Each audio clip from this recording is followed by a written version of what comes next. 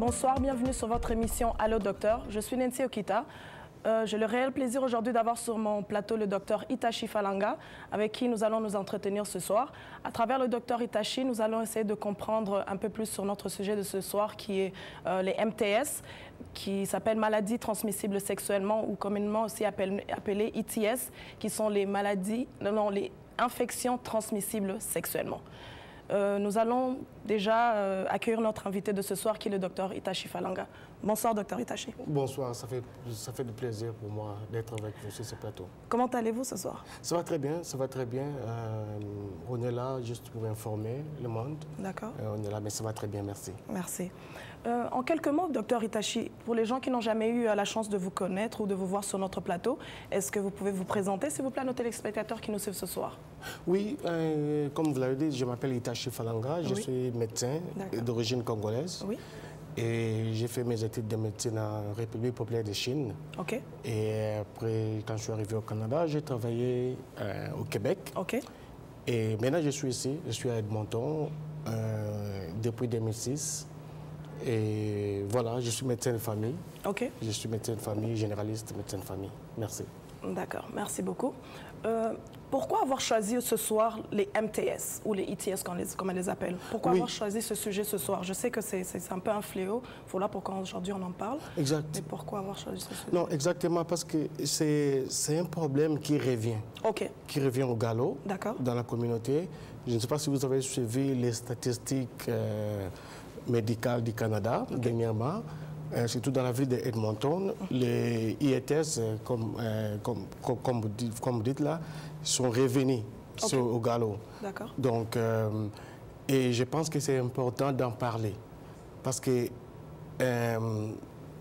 depuis la venue du sida, les gens vulgarisent un peu sur les autres maladies sexuellement transmissibles. D'accord. On vulgarise, on trouve que c'est tout à fait, c'est rien du tout, alors que ce sont des maladies qui ont des conséquences très importantes dans la vie humaine. Oui. Et il est important d'en parler. Oui. D'en parler en tant que communauté, d'en parler en tant que famille, et surtout d'en parler en tant que professionnel de la santé. Merci beaucoup. Est-ce que vous pouvez nous donner qu'est-ce que c'est la définition? Je pense que nous tous, on sait qu'est-ce que c'est des maladies transmissibles sexuellement. Mais en tant que docteur, pouvez-vous nous donner la définition exacte? C'est quoi les MTS? En fait, les MTS, comme on dit là, les M, c'est pour les maladies. Oui. T pour les transmissibles. Oui. Et puis S, c'est sexuellement. Oui. Et c'est aussi appelé les MST, les maladies sexuellement transmissibles.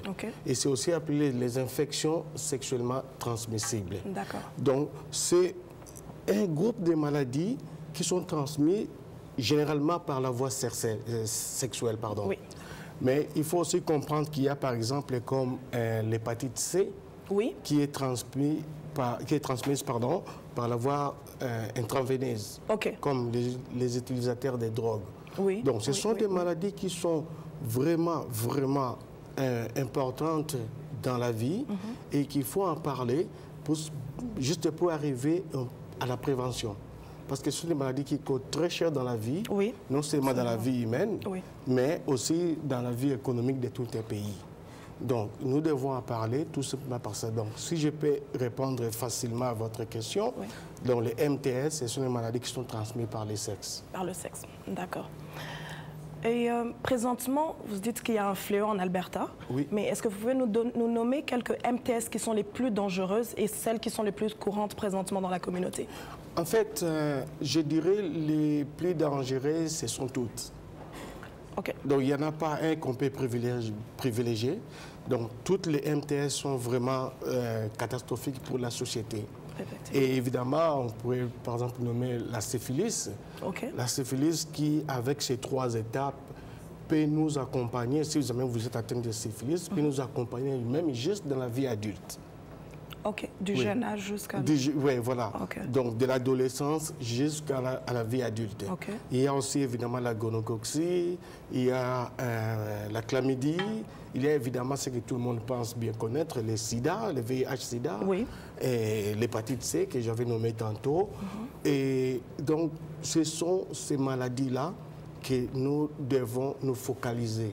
Donc, je ne peux pas dire qu'il y a une maladie, une MTS qui est plus importante que l'autre, mais toutes les MTS sont vraiment plus importantes et nous devons les prendre au sérieux. D'accord. Quels sont les symptômes quand on parle de maladies transmissibles sexuellement? Un jeune qui est là, qui ne connaît peut-être pas qu'est-ce que c'est les MTS, quels sont les symptômes en fait qui paraissent en premier lieu chez une personne infectée par exemple? Alors voilà, les symptômes varient avec les cas. D'accord. Ça varie avec les maladies. Oui. Prenons par exemple, si on parle de la syphilis, il y a ce qu'on appelle en médecine les cancres. Il y a par exemple une sorte de bouton qui est au niveau de l'organe génital. D'accord. Masculin ou féminin. OK. Et souvent, les gens ont tendance à négliger cela. C'est juste comme j'ai juste un bouton. Mais ça peut juste se manifester à là. Et souvent aussi, chez l'homme, les symptômes ne sont pas aussi connus. Les symptômes ne sont pas aussi visibles. Donc, ça arrive seulement que la personne atteinte peut se rendre compte qu'il y a quelque chose qui ne va pas, comme ce qu'on appelle communément la chaude pisse, qui est qui arrive souvent dans la gonococcie. Voilà. Et c'est ça là pour les femmes, par exemple, il y a aussi des puanteurs. Ouais, des puanteurs au niveau de l'organe sexuel féminin. Et ce sont ces choses-là tous ensemble qui font en sorte que ça va vous interpeller à aller consulter un médecin.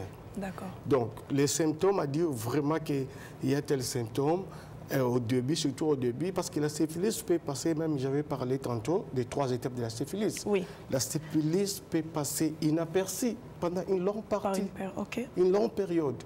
Donc, on parle d'environ combien de temps, docteur? Au début, là, ça prend juste quelques semaines avant de voir. Mais ça peut arriver même jusqu'à dans la vie adulte, comme j'avais dit, dans la cinquantaine, la soixantaine. Parce que quand la syphilis arrive à la 3e étape, là, ça peut faire en sorte que c'est au niveau du cœur, les bactéries sont là et ça crée beaucoup plus de problèmes. Donc, le plus important, c'est de connaître sa mode de vie. C'est de connaître comment on mène notre vie. Et surtout, c'est ça qui va nous amener à consulter. D'accord. Mais docteur, qu'est-ce que vous pouvez nous donner comme... Quels sont les traitements, en fait, qu'on donne, qu'on administre à une personne malade qui est atteinte des maladies transmissibles sexuellement? Vous savez, ici, on ne parle pas vraiment encore en termes de traitement. D'accord. Parce qu'on est dans une émission de sensibilisation. Oui. On parle beaucoup plus en termes de prévention. Mais évidemment, comme je vous ai dit, les MTS, il y en a beaucoup et il y a des traitements antibiotiques et des traitements antiviraux, comme par exemple les cas du sida. Et il y en a aussi qui sont incurables, comme l'hépatite C. C'est carrément incurable. C'est carrément incurable. Donc, ce sont des choses que nous devons vraiment plus ne pas focuser sur les traitements, mais comme on dit en médecine, la prévention est le meilleur des traitements. Ça, c'est sûr et certain. Mais ça, c'était juste pour les personnes peut-être qui sont déjà atteintes aussi, qui aimeraient savoir un peu plus par rapport aux traitements. Si je peux juste essayer de vous répondre, les traitements seraient beaucoup plus guidés par votre médecin. D'accord. Parce qu'il faut faire des prélèvements. Des prélèvements d'urine ou des sécrétions vaginales. Et pour voir des prélèvements sanguins aussi, pour voir qu'est-ce qui est à la base de l'infection et pour diriger les traitements dans ce sens-là. Donc, comme par exemple le traitement pour la chlamydie, on peut aussi la mettre, combiner avec la gonococcie. Les traitements pour la syphilis, on peut... Donc, c'est vraiment essayer un peu d'identifier d'abord les cas, les problèmes, et de là, préparer les traitements qui vont être efficaces. En tant que corps médical, vous êtes un docteur. Qu'est-ce que vous pouvez donner comme conseil à nos téléspectateurs qui nous suivent? La prévention de ces MTS et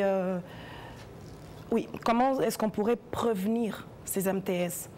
Et quels conseils vous pouvez donner en fait à nos téléspectateurs qui nous suivent? Les conseils qu'on peut donner, vous savez, dans le monde actuel, quand on parle surtout à nos jeunes, et quand on les reçoit parfois, c'est très difficile de faire passer les messages. On ne parle pas ici de l'abstinence sexuelle. Il faut être clair. On ne parle pas de l'abstinence sexuelle, mais on parle de contrôler ses relations sexuelles. Parce que c'est ça qui est très important. Disons, un jeune, une jeune femme qui a 3, 4 copains, on ne sait pas ses copains qu'est-ce qu'ils font aussi ailleurs. Et souvent, c'est comme ça que ça se transmet. Et des jeunes qui sont dans la tendance à utiliser des drogues intraveineuses. Oui. C'est là qu'entre l'hépatite C, par exemple, et le sida aussi. Oui. Donc, les conseils que je peux donner aux gens, c'est vraiment de connaître ces relations, de limiter ces relations et d'avoir des relations sérieuses pendant un temps. Des relations sérieuses et strictes, juste pour éviter de cette propagation-là. Parce que ce qu'on voit aujourd'hui dans la jeunesse canadienne, en général, et puis albertaine, c'est exactement cette habitude de vie-là, cette façon de vivre qui fait en sorte que les maladies se transmettent et ça va d'un copain, d'une copine à l'autre, et puis c'est toute la société qui est atteinte. Donc nous devons vraiment parler à nos jeunes, et surtout en tant que parents, nous devons parler à nos enfants. Absolument. Nous devons leur parler. Absolument. Et nous écoutez, on ne vous défend pas de vivre votre vie, mais ce qu'on essaye de faire, c'est de vous dire, écoutez, il y a des conséquences qui peuvent être très, très graves pour la vie. Oui, quoique l'abstinence est la meilleure des solutions, je pense. Je pense bien, mais je ne suis pas dans la religion. Ah, d'accord. Mais merci beaucoup, Dr Itachi Falanga, d'avoir été avec nous sur ce plateau. Merci d'avoir répondu à toutes nos questions. J'espère que nos téléspectateurs ont été satisfaits de toutes les réponses que vous nous avez données sur ce plateau ce soir. Est-ce que vous aurez un message à passer à nos téléspectateurs qui sont là branchés à nous suivre en ce moment? Oui, juste le seul message que j'ai dit, surtout aux parents, c'est de parler à vos jeunes. Absolument. Aux parents de parler à vos jeunes et aux jeunes, ou à nous aussi qui sommes adultes, de savoir nous comporter en responsables. Parce que les MTS, il y a une très belle façon de l'éviter, c'est de contrôler ses relations. D'accord. C'est juste ça. D'accord. Mais merci beaucoup, Dr Itachi Falanga, d'avoir répondu à notre invitation. Je vous en prie. Merci aussi à nos téléspectateurs qui sont présentement branchés à nous suivre. Merci de votre fidélité. Ici, c'était Nancy Okita. Bonne soirée.